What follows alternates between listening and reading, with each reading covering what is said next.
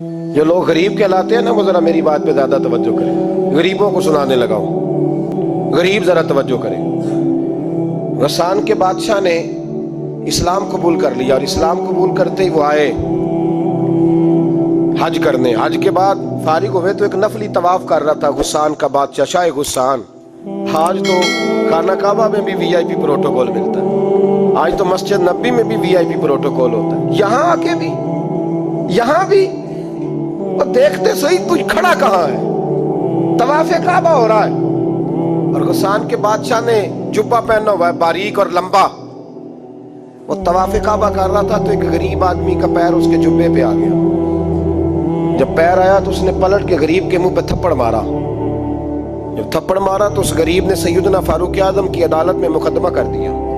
کہا بادشاہ نے تھپڑ مارا ہے. حضرت عمر فاروق رضی اللہ تعالیٰ عنہ نے بادشاہ کو بلایا.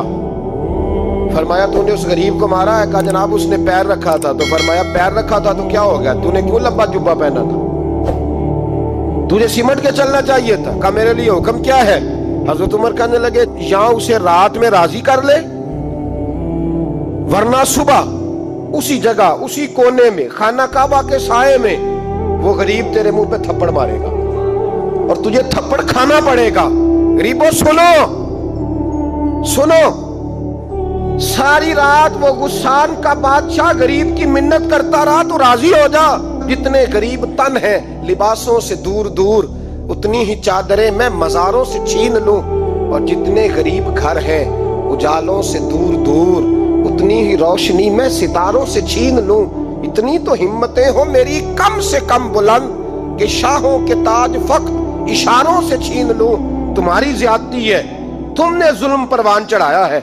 جب تم چودھری کے کہنے پر ایم این اے کے کہنے پہ راضی ہو جاتے ہو. جب اسے کہا نا راضی ہو جا تو وہ غریب کہنے لگا میں راضی ہو جاؤں اور کل تو کسی اور کو بھی تھپڑ مارے.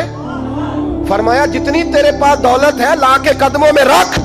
ہم دولتوں کی پرواہ اس لیے نہیں کرتے کہ ہم نے محمد عربی کا چہرہ دیکھا ہوا ہے. اب میری نگاہوں میں جچتا نہیں کوئی اس لیے کہ جیسے میرے محبوب ہے ویسا نہیں. ساری رات مناتا رہا.